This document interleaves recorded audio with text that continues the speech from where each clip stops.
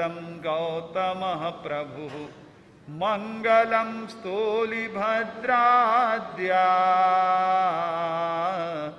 जैनधर्मोऽस्तु मङ्गलं गुरुवाणाये मुखो गुरुपसायाव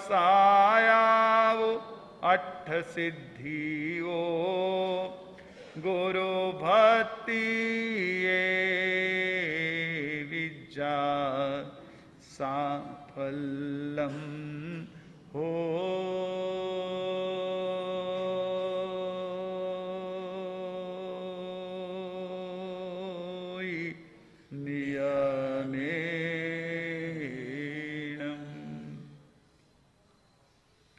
चरम तीर्थंकर शासनपति श्रवण भगवान महावीर स्वामी को वंदन नमन। परम श्रद्धे परम उपकारी प्रातः स्मरणीय पूज्य गुरुदेव आचार्य भगवान श्री आनंद ऋषि जी महाराज की पावन स्मृति को वंदन नमन। वर्तमान आचार्य सम्राट डॉक्टर श्री शिव मुनि जी महाराज के चरण सरोजों में वंदन नमन। यहाँ विराजित परम आदरणीय परम वंदनीय महाराष्ट्र प्रवर्तक पूज्य श्री कुंदन ऋषि जी महाराज के चरण सरोजों में वंदन नमन। समादरणीय वंदनीय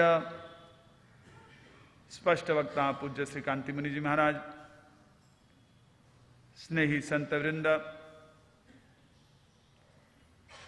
समादरणीय गुरु भगिनी उपप्रवर्तिनी दिव्य ज्योति जी महाराज, तप साधिका महासती जी सुप्रभा जी महाराज और मास खमन की ओर जिनके कदम उठ चुके हैं, 29वें पायदान पर पहुंच गई है, ऐसी हमारी गुरु भगिनी तपचक्रेश्वरी महासती जी सौम्याशी जी महाराज जो अपनी सभा में नहीं है, रवि किरण अपार्टमेंट में चौथे मंजिल पर विराजमान है, लेकिन इस आनंद दरबार और महासंघ चतुर्मास की इस प्रकार की तप साधना का एक महत्वपूर्ण आराधना का कार्य भी कर रही है। ऐसे महासती वृंद, धर्म प्रेम बंधुओं, माता बहनों, जिनके वचन, जिनका जीवन, जिनके सिद्धांत, जिनकी साधना भव्य आत्माओं को कदम कदम पर अपने मोक्ष मंजिल की तरफ आगे बढ़ने के लिए सतत मार्गदर्शन और प्रेरणा प्रदान करते हैं, ऐसे परमपिता परमात्मा तीर्थंकर प्रभु की देशना जिनवाणी के प्रति आप सभी के भीतर में रही आस्था का हार्दिक अभिनंदन। पुढ़ो वमे धुणै विगय गेहि न सन्निहिमकु वैयासुपन्ने तरिवुम समुद्रम च महाभवोघम अभयंकरे वीर्य अनंत चक्षु। इस 25वीं गाथा का संपुष्ट जाप हमने कल संपन्न किया था। और कोहम च मानम च तहेव मायम लोभम च उत्थम अज्जत दोषा एयाणी वंता अरहा महेशी नकु वही पावन कारवी। इस वीरस्तुति पुच्छी सुनम के 26वीं गाथा का संपुष्ट जाप अनुष्ठान यहां संपन्न किया। यह संपुष्ट जाप होता क्या है? ऐसा है कि इसे संपुट जाप भी कहते हैं, संपुष्ट जाप भी कहते हैं, दोनों शब्द है।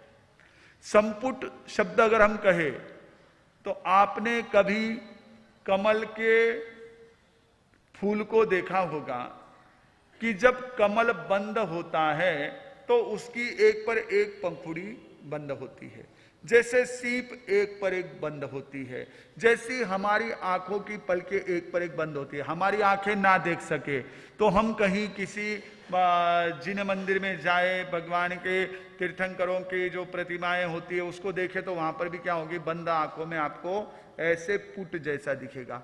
तो पुट यानी होता है बंद, संपुट यानी अच्छी तरह से पैकिंग। ऐसे भी देखो, आप पैकिंग के जमाने में जी रहे हो, हर चीज पैकिंग वाली लेते हो देते हो तो आपको आनंद आता है, अंदर कुछ भी हो लेकिन पैकिंग के साथ दो और पैकिंग के साथ दो तो उसका आपको आनंद कुछ और होता है। लेकिन यह तो एक साधना है, यह जप का एक प्रकार है संपुट, कि जिसमें हम अपनी एक एक गाथा को सिद्ध और शुद्ध करते जा रहे हैं।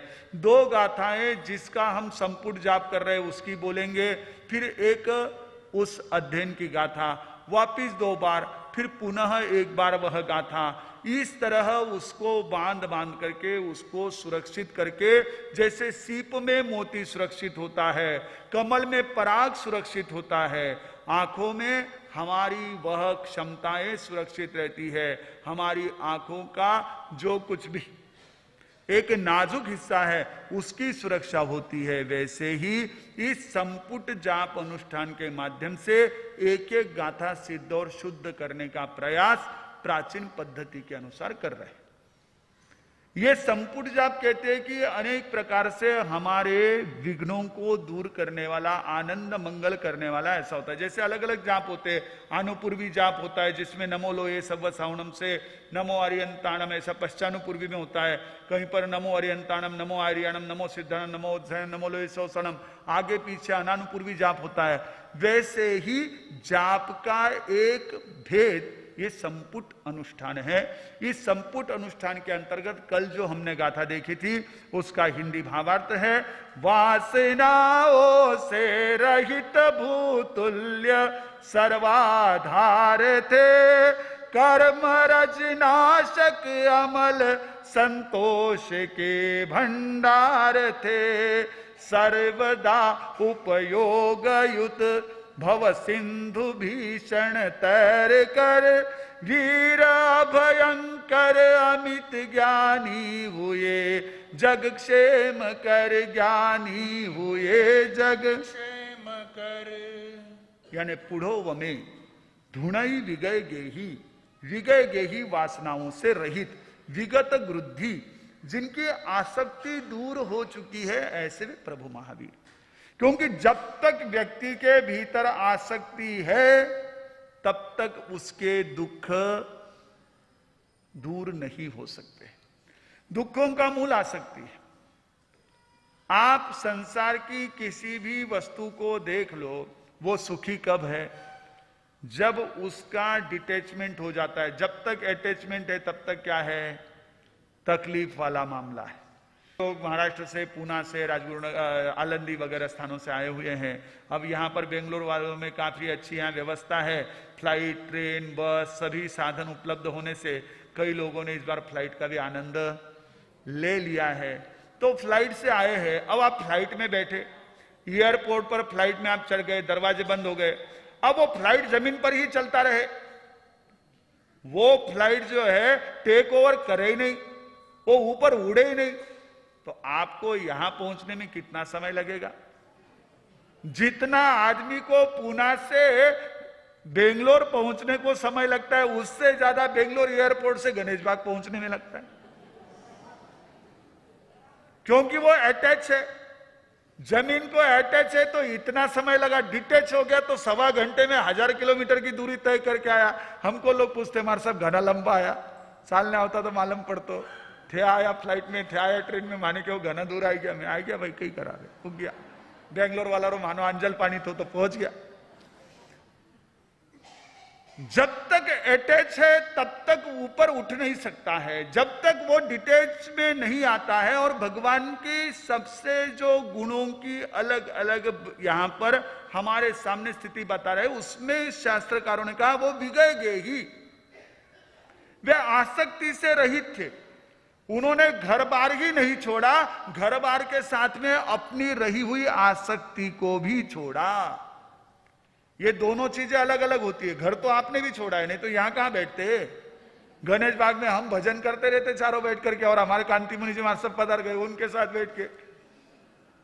घर तो आपने भी छोड़ा, लेकिन घर आपके भीतर में है।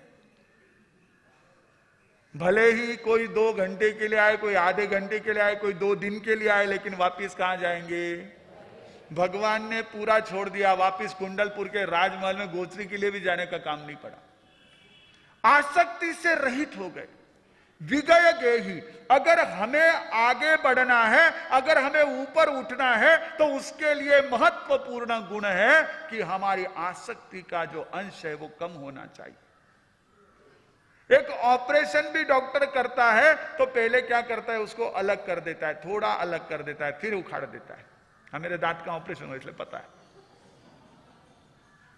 अगर वो ध्यान नहीं रखते तो नस को भी धक्का लग सकता था।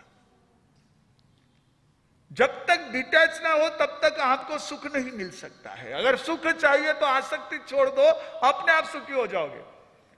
आपका दुख का रहते, गुरुदेव कहा करते थे,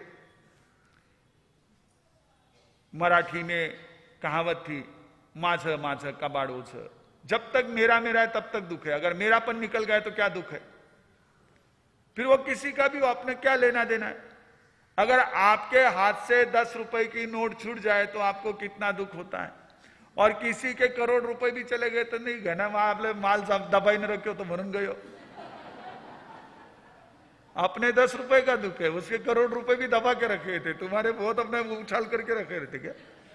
पर ये मेरे तेरे का फर्क होता है। भगवान ने वो मेरा तेरा छोड़ दिया, विगय गए ही और पुढ़ो वो में, जो पृथ्वी के समान थे। पृथ्वी कैसी होती है? पृथ्वी सहनशील होती है, वो अपकारी पर भी उपकार करती है।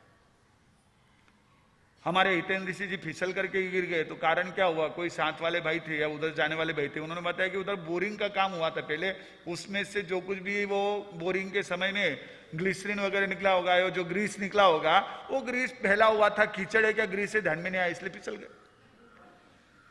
पृथ्वी को खोदो तो पानी देती है, पृथ्वी को खोदो तो अनाज देती है, पृथ्वी को खोजो तो अनेकों धातुएं देती है।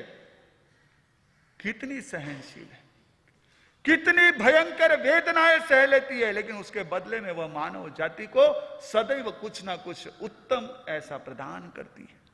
परमात्मा वैसे थे, सहनशील थे, अपकारी पर भी उपकार करने वाले थे। यह बहुत मुश्किल होता है। कहते हैं कि एक पिता ने अपने 3 बेटों को एक काम सौंपा कि तुम तीनों जाओ और कोई अच्छा काम करके आओ, जो सबसे बढ़िया काम करेगा मैं अपनी सारी जितनी भी कुछ स्टेट है उसका वारिसदार उसको बना दूंगा। 3 बेटे थे इसलिए प्रॉब्लम था, आपको प्रॉब्लम ही नहीं है, आप पहले से ही सारी व्यवस्थाएं कर लेते हो। महाराज का भी विचार नहीं, समाज का भी विचार नहीं, देश का भी विचार नहीं। मारो बेटो मारो घर चलेला वही चलेला की गॅरंटी नहीं, पण एक बात सुगो उत्तर सांभाळल्या होतं घनोगो मार साहेब क्या नहीं कहीं भी क्या होता बेटो थे ताना पकन दो। हमारी तो ये स्थिति है। एक बेटा है तो आपको टेंशन ही नहीं, वो बेचारे प्रसेनजीत को टेंशन था, 100 बेटे थे और उसमें सबसे छोटा श्रेणी ज्यादा योग्य था, अब राजा उसको बनाना है। लेकिन बड़े बेटे जो है वो अधिकारी होते हैं वंश परंपरा से, अब इसको बनाओ तो वो नाराज, उसको बनाओ तो ये नाराज, जैसे इधर वैसे उधर प्रॉब्लम भी थे। आज ही नहीं पहले भी ये प्रॉब्लम थी, किसको बनाए? अब वो श्रेणी को बना नहीं पाए, इसी कश्मकश में राजा प्रसेनजीत श्रेणी को नहीं बना पाए, छोटे बड़े के इसके 1-2 के चक्कर में। अब वो चक्कर ही नहीं है। हाँ, अब भाई बहन है तो उनकी लड़ाइयाँ होती है, माता है उस काम में भी धीरे धीरे तैयार हो गई है, वो उनकी लड़ाई अब छुड़ा देती है, वापिस वो लड़ने लग जाते हैं, अब उनको एक अच्छा काम मिल गया हो, बाकी भाइयों का झंझट नहीं रह गया। 3 भाई, अब वो तीनों में से पिता ने कहा कि जो सबसे अच्छा काम करके आएगा मैं उसको अपनी विरासत सौंपूंगा। तीनों भी बहुत अच्छे थे, बहुत कर्तृत्ववान युवक थे। तीनों निकले और तीनों लौट करके आए। 1 महीने बाद बड़े से पूछा तुम क्या काम करके आए? उसने कहा मैंने मेहनत की, कुछ ऐसा काम किया, कुछ ऐसा व्यवसाय किया कि मेरे पास जो धन संकलित हुआ, जो पैसा आ गया, उससे मैंने आपके ऊपर रहा हुआ कर्जा जो है वो कर्जा चुका दिया। बोले बहुत अच्छा। दूसरे को पूछा तुमने क्या किया? बोले मैंने जब मैं यहां से निकला घूमता हुआ जा रहा था, एक जगह देखा कि नदी की बहुत तेज धारा चल रही थी, बहुत तेज बहाव था, और उस बहाव में एक आदमी बहता हुआ जा रहा था, वो उसमें से पार निकलने को, उसमें से तैरने को समर्थ नहीं था। मैंने उस बहाव में छलांग लगा दी और अपनी जान पर खेलकर उसको बाहर निकाला और बचाया। बोले वाह बेटे तूने तो और बढ़िया काम कर दिया। तीसरे से पूछा तुमने क्या किया? बोले मैं जा रहा था, एक पहाड़ की चोटी पर पहुंचा, तो उस चोटी पर पहाड़ के बिल्कुल किनारे एक आदमी एकदम बेसुध लेटा हुआ था। जाकर देखा, उसके शरीर को हाथ लगाया तो तेज बुखार था, और ऐसे तेज बुखार में बेसुध लेटा हुआ, कभी भी अगर वो करवट बदलता तो पूरी पहाड़ से नीचे चला जाता, खाई में गिर जाता, ऐसी जगह लेटा हुआ था। मैंने उसे कंधे पर उठाया और कंधे पर उठाकर ला करके उसका इलाज कराया, उसको ठीक कर दिया। वो मेरा जानी दुश्मन था, लेकिन उसकी जान मैंने बचाई। पिता ने उसको गले लगाया, बोले बेटा तूने सबसे बड़ा काम किया है कि अपकारी पर भी उपकार किया। अच्छे काम करना तो बहुत अच्छा है, लेकिन अगर किसी ने खराब काम किया है फिर भी उस पर उपकार करना, ये पूढ़ो वमे पृथ्वी के समान परमात्मा थे, चंड कौशिक को भी तारने वाले। पूढ़ो वमे धुनई विगयगे ही नसन्नि हिमको, और धुनई उन्होंने अपने कर्म रज को साफ कर दिया। नसन्नि हिमको वही आशुपन्ने, उस आशु प्रज्ञ ने, उस महान ज्ञानी ने कभी सन्निधि नहीं की, कुछ जमा नहीं किया, ना लोग जमा किए ना सामान जमा किया। ये जमा करने के चक्कर में निकले थे हरिभजन को ओटन लगे, कपास वाला मामला हो जाता है। कहते एक महात्मा जंगल में रहते थे और बड़े अपनी धुन में मस्त थे, भगवान का भजन करते, जंगल में जो मिल जाता खाते, वहां के तालाब का पानी पीते, आराम से रहते। लेकिन लोग उनके पीछे पड़ गए। लोगों को जो दूर रहे वो अच्छे लगते हैं, पास में रहे तो उनको बदबू मारने लगते हैं। तो दूर तो बहुत अच्छे, जंगल में रहते थे तो लोग जाने लगे, वो बहुत महान महात्मा जी, बहुत महान महात्मा जी है। अब सब उनके पास जाने लगे। एक उनका भगत ही बन गया। अब उसने दर्शन किए और उसका काम बन गया तो भगत बन गया। अब वो भगत जो है उसने कहा महात्मा जी मेरी इच्छा है कि आपका जीवन तो बड़ा त्यागमय है, आप एक ही लंगोटी पर बरसों से है, मेरी ओर से एक लंगोटी तो ले लीजिए। अरे बोले नहीं भाई मुझे लंगोटी वगैरह नहीं चाहिए, एक बस है, मैं जंगल में रहता हूं, करना क्या है मुझे। नहीं, बोले मेरी इच्छा है, कुछ ना कुछ तो लेना पड़ेगा। अब लोग यूं पीछे पड़ जाते हैं, कुछ ना कुछ तो लेना पड़ेगा। अब हमारे पीछे पड़ के करोगे क्या, हमको दे के करोगे क्या। हम लोग अहमदनगर में थे, एक बुजुर्ग श्रावक आते थे, बहुत श्रद्धाशील, बहुत भक्त व्यक्ति, यानी सभी साधु संतों की बड़ी भक्ति से सेवा करने वाले, हमेशा आते मेरे पीछे पड़ जाते, हमारे सब कपड़े उतारो कपड़े उतारो। मैंने कहा नहीं चाहिए नहीं चाहिए। बोले नहीं नहीं लेना पड़ेगा, मैं लाए कपड़े लेना पड़ेगा। मैंने कहा ठीक है मैं कपड़ा ले लेता हूँ। पूरा थान लाए थे खादी का, बहुत अच्छा कपड़ा था, थान लाए थे। मैंने कहा ले लेता हूँ, लेकिन एक शर्त है मेरी। बोले क्या। मैंने कहा ये थान में ले लूंगा तो फिर मुझे रखने के लिए अलमारी भी लगेगी, अलमारी देनी पड़ेगी। बोले हाँ दे दूंगा। फिर मैंने कहा अलमारी रखने के लिए कोठी लगेगी, कोठी भी देनी पड़ेगी। वो हंसने लगे। फिर मैंने कहा नहीं चाहिए, फिर कपड़ा ही क्यों देते हो, उसके पीछे सारा आ जाएगा। जमा करने लग गए तो फिर क्या कम रहता है, इकट्ठा करते जाओ, कहां अंत है उसका। पर महात्मा जी ने कहा नहीं चाहिए, पर वो भक्त माने नहीं। कई बार भक्त हमसे भारी पड़ जाते हैं, उनके आगे भक्त के आगे झुक जाना पड़ता है। महात्मा जी झुक गए, बोले ठीक है भाई तेरी इच्छा तो ले आ। अब एक लंगोटी जो है वो सुखा देते, एक लंगोटी पहन लेते, अब एक लंगोटी सुखा देते थे। तो एक चूहा उधर कहीं जंगल में आ गया, जैसे यहाँ भी बहुत घूमते रहते हैं। आज सुबह यहाँ पर चल रहा था, मैंने आलोक ऋषि जी को कहा भाई क्या उपदान हो गया, तो सब आवरावरी चल रही है। बोले नहीं उंदर घुस गो तोड़े। मैंने कहा लो इधर भी चूहे घूम रहे। वो थे चौके से यहाँ तक की पूरी यात्रा खत्म कर देते, वो सफर कर लेते, उनको कोई ट्रैफिक का प्रॉब्लम नहीं है। तो वो जो है चूहा वहां पर आ गया, वो अभी वो लंगोट को क्या करता था, उनके फाड़ देने लगा। अब वो देखा लंगोट फाड़ दिया, उनको पता चला, फिर वो मन में नाराज हुए। फिर भक्त आया, नई लंगोट दी। बोले अरे ये चूहा परेशान कर रहा है, कुछ करना चाहिए। फिर चूहे के लिए बिल्ली, और बिल्ली के लिए दूध, दूध के लिए गाय, गाय को रखने के लिए एक और उसको संभालने वाला। अब महात्मा जी का तो बड़ा आश्रम तैयार हो गया, जंगल वाले बाबा आश्रम वाले बाबा बन गए। ये देर नहीं लगती है, इसलिए भगवान ने सन्निधि की है। चाहिए ही नहीं, झंझट ही नहीं चाहिए, कुछ भी नहीं चाहिए। थोड़ा लो तो उसके पीछे बहुत आएगा, चाहिए ही नहीं तो क्या करना है लेना, तुम्हारा तुम्हारे पास रखो, हमें चाहिए ही नहीं। जरूरत होगी तो आएंगे ले लेंगे, वापिस दे देंगे। परिहारी हमारे लिए दी हुई। सन्निहिम कुआया सुपन्ने तरिउम समुद्रम च महाभोगम। इस महान भीषण ऐसे बहुत विशाल संसार समुद्र को उन्होंने पार किया। महाभोगम अभयंकरे वीर अनंत चक्षु, इस संसार को अभय प्रदान करने वाले वीर अनंत चक्षु थे। और आज हमने जिस गाथा का यहां पर जाप किया, क्रोध मान तथैव माया लोभ का संहार कर, आत्मदोषों का वमन कर बन गए अरिहंत वर। वीर दिव्य महर्षि थे, जग में उजाला कर दिया, पाप कृत न किया न करवाया न अनुमोदन किया, कभी नान अनुमोदन किया। उन्होंने क्रोध, मान, माया और लोभ, इन चारों दोषों का वमन कर दिया। बहुत महत्वपूर्ण शब्द है, एयाणी वंता, इनका वमन कर दिया। छोड़ देना अलग बात है। आप कहीं पर चले जाओ तो एक थैला छोड़ जाओगे, एक सामान रख जाओगे, एक आध डब्बा रख जाओगे कि भाई मैं बाद में आकर के ले जाऊंगा, अभी रहने दो। आप रख करके जाओगे तो कभी वापस ले लोगे, पर जिसका वमन कर दिया है वो तो देखना भी पसंद नहीं करोगे आप। वमन कर दिया यानी पूर्ण त्याग। ओ सिरे उसको पूर्णतः हमारे भीतर से निकाल दिया, उन्होंने त्याग कर दिया। हम क्या करते? छोड़ देते, त्याग नहीं करते, वमन नहीं करते।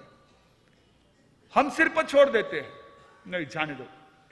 लेकिन कई बार हमको लेट गो करना भी मुश्किल जाता है। जैसे पूज्यपात तिलोक ऋषि जी ने कहा, कलेश वदत टेकत जतन, खाए गम अहंकार वश पर हीनता के भारे ते, माया निज अवगुण पर गुण ढाके नर, कहत तिलोक लोभ तृष्णा वधारे ते। हम क्यों नहीं वमन कर पाते हैं अपने भीतर में रहे हुए इन कषायों का? अगर किसी को कोई भी विषैला तत्व शरीर में चला जाता है तो पंचकर्म या आयुर्वेद के अनुसार उसे वमन, विरेचन, क्षालन आदि चीजें कराई जाती है। स्नेहन, मर्दन के माध्यम से वो जहर बाहर निकाला जाता है, टॉक्सिन बाहर निकाला जाता है। शरीर को स्वस्थ करने के लिए वो कार्य है, वो विधि है, वो पद्धति है। लेकिन हमारी जो अनादि काल से ये कर्मों से मलिन बनी हुई आत्मा है, हमारे मोहनीय कर्म के कारण विकृत बना हुआ जो ये भीतर का सारा कुछ है, इसको ठीक करने का उपाय क्या है? भगवान कहते हैं वमन। लेकिन क्यों नहीं कर पाते हैं? इस कषाय को दूर नहीं कर पाते हैं। तो इसका रहस्य, इसकी मनोवैज्ञानिक ऐसी विश्लेषण करते हुए, मनोवैज्ञानिक चिकित्सा करते हुए पूज्यपात तिलोक ऋषि महाराज सब कहते हैं, कलेश वधत टेकत जतन खाए गम। क्लेश क्यों बढ़ता है? क्रोध क्यों बढ़ता है? कि अपनी जीद ना छोड़े। पंचारो केनो सर माथे पर पन्नारो पानी तो उठे ज पड़सी। ऐसा करेंगे तो कैसे बात बढ़ेगी? फिर वहां पर बढ़ेगा ही, वहां पर आपस में एक दूसरे की कटुताएं बढ़ेगी ही। कटुताएं बढ़ती है, पहला कारण कि हम यदि जीद ना छोड़े, और दूसरा न खाए गम। अगर हम थोड़ा सा, अभी आपने बहुत अच्छा विश्लेषण सुना प्रवर्तक श्री जी से, क्षमया स्थाप्यते धर्म के आधार पर, कि यदि हम थोड़ा सा सह ना ले कि ठीक है चलो वो होते रहता है, कुछ चीजें होती है। जैसे आप रास्ते से चलते हो, कहीं ठोकर लग जाती है, कहीं कुछ हो जाता है, थोड़ी देर के लिए होती है तकलीफ, लेकिन फिर बाद में भूल जाते हैं। कहीं आप शाम के समय में बैठ गए, मच्छर हो गए तो बड़ा तकलीफ हो गया। चेन्नई से आए, वहां पर बहुत गर्मी थी, अब थोड़ा सा सह लिया, यहां करके आ घनो कुल वाटे, थोड़ी देर के लिए सहन कर ले तो रह जाते हैं, नहीं करे तो फिर तो हाँ शुरू हो जाता है। वही कह रहे, कलेश वधत टेकत जतन खाए गम, अहंकार वधे पर हीनता के भारे थे। जब हम दूसरे को तुच्छ समझने लगते तो हमारा अहंकार बढ़ता है। कितना मनोवैज्ञानिक विश्लेषण है। हमको लगता है हमारे पास कुछ आ गया तो अहंकार आ गया, नहीं, ऐसे अहंकार नहीं आता है। हमारे शांतिनाथ, कुंथुनाथ, अरनाथ के पास में इतनी संपत्ति आई, इतनी समृद्धि थी, चक्रवर्ती का राज्य था, उनको अहंकार नहीं आया।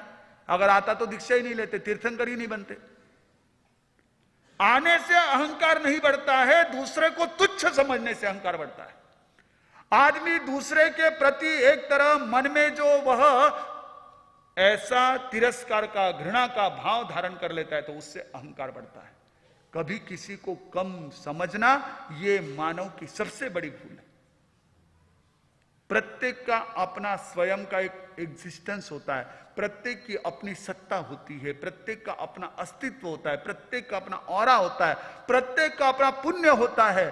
क्यों किसी को हम कभी इस प्रकार से तिरस्कृत करे, अपमानित करे। दूसरे का तिरस्कार करना, दूसरे को तुच्छ समझना, पूज्यपाद तिलोक ऋषि महाराज साहब कहते हैं अहंकार वधे पर हीनता के भारे ते, माया निज अवगुण पर गुण ढाके नर। और कपट कैसे बढ़ता है? अपने तो अवगुणों को ढक दे और दूसरे के गुणों को ढक दे, दूसरे की अच्छाइयों को कहे ही नहीं, क्योंकि मालूम है मैंने अगर उसकी अच्छाई कह दी तो फिर तो सारी बातें मेरे मन के अनुकूल नहीं होगी, मेरी सारी सेटिंग बिगड़ जाएगी। इसलिए दूसरे के तो गुणों को ढक देना और अपने अवगुणों को ढक देना, अपने दोषों को ढक देना, इससे क्या बढ़ती है? माया बढ़ती है। देखिए व्यवहार में और माया में बहुत सुंदर फर्क यहां पर बताया गया। हम कई बार कहते हैं व्यवहार में हमको झूठ बोलना पड़ता है, कपट करना पड़ता है, जरूरी नहीं। जहां तुम अपनी गलतियों को, अपनी बुराइयों को स्वीकार नहीं करते हो वहां कपट आता है, उसको ढकने का प्रयास करते हो वहां कपट होता है। और अगर तुम दूसरे के अच्छाइयों को स्वीकार नहीं कर पाते हो, उन अच्छाइयों को तुम नहीं समझ पाते हो, तो वहां कपट बढ़ता है कि उसकी अच्छाइयों को कैसे मैं कवर कर दूं जिससे सिर्फ लोगों को बुराई नजर आए। ये माया होती है। और लोभ कैसे बढ़ता है? कहत तिलोक लोभ तृष्णा वधारे थे। जैसे जैसे हमारी प्यास बढ़ती है वैसे वैसे लोभ बढ़ता जाता है। अब हमारी प्यास का कोई अंत नहीं। प्यास क्यों लगती है आपको पता है? पता है गले में क्या है हमारे? ऐसे कोई सिस्टम है कि जहां प्यास लगती है हमको? साइंस ये कहता है, शरीर शास्त्र ये कहता है, जब हमारे समग्र शरीर में पानी की कमी होती है उस समय में हमारा मस्तिष्क गले में रहे हुए नसों में ऐसा एक मैसेज देता है, ऐसी कमांड देता है, हमारे ज्ञान तंतुओं में वहां पर ऐसा सेंसेशन होता है कि हमको प्यास लगती है। गले में पानी कितना रहता है? आपने पूरा जग भर के पानी पिया, क्योंकि ऐसे भी लोग मैंने देखे, आपके हमारे सब कहीं भी क्यों, वास्तव में देखा है। सुबह एक भाई थे, एक महाराज के साथ में रहते थे, वो एक जग भर के पानी गड़गड़ गड़गड़ गड़गड़ शुरू करते थे, पूरा खाली होने के बाद ही जग नीचे रखते थे। उनका प्रतिदिन का क्रम था ये। तो ऐसे भी लोग होते। अब इतना पानी पिया, गले में कितने घूंट रह गया, गले में कितना, एक गिलास आधा गिलास बचा। फिर वो गले में केवल सेंसेशन होता है, गले में रहता नहीं। वैसे ही हमारे रोम रोम में एक तरह की भौतिक पदार्थों के प्रति रही हुई जो आकर्षण होती है, आसक्ति होती है, उनके प्रति जो हमारा अट्रैक्शन होता है वो हमारे भीतर इच्छा के रूप में प्रकट होता है। नहीं ईशो उगो तो घनो चोखो, ईशो उगो तो घनो अच्छो, ईशो उगो तो घनो अच्छो। ये तृष्णा फिर लोभ को बढ़ाती है। जितनी हमारी प्यास बढ़ेगी लोभ बढ़ेगा। और परमात्मा ने इन चारों कषायों का वमन कर दिया, देखा ही नहीं इनको, वापिस छोड़ दिया, उसका चैप्टर ही क्लोज कर दिया। इन कषायों का चैप्टर क्लोज करे तो बहुत अच्छा है। आजकल हम क्या करते हैं, लोगों का चैप्टर क्लोज करते हैं, अपने कषायों का चैप्टर क्लोज नहीं करते। लोगों की एक एक फाइल बंद करते चले जाते, नहीं इसको छोड़ दो, इसको छोड़ दो, इसको छोड़ दो। उनको छोड़ने की बजाय अपने भीतर में रहे इन चीजों को छोड़ दो। बाहर में वो रहे तो ठीक है, नहीं रहे तो ठीक है, आपको क्या लेना देना। भगवान की स्तुति, भगवान का स्तवन, भगवान के गुणगान हमारे भीतर के इन गुणों को प्रकट करने की एक तरह से प्रेरणा देने वाले हैं। कोहम च मानम च तहिव मायम लोभम च उत्थम अज्जत दोषा एयाणी बनता अर्हा महेशी। इस गुणों, इन दोषों का वमन करके वे अरहंत महर्षि जो इस संपूर्ण जग में प्रकाश करने वाले, संपूर्ण जग को देखने वाले हैं, उन्होंने न तो कभी गलत कार्य को खुद किया न करवाया, न कुवई पावन कारवी, पाप न किया न करवाया। ऐसे उस महान पुण्यशाली, ऐसे उस महान वितरागी परमपिता परमात्मा का स्तवन इस पुच्छी सुनम संपुट जाप के माध्यम से आज यहां पर हमने संपन्न किया। यह जो कल हमने 25वीं गाथा का संपुट जप किया था, अनुभवी लोग कहते हैं कि जो कुछ भी बाहरी अन्य बाधाएं होती है, अदृश्य शक्ति की बाधाएं होती है, उन बाधाओं को दूर करने में ये 25वीं पुढ़ोव में धुने भी गई ही गाथा।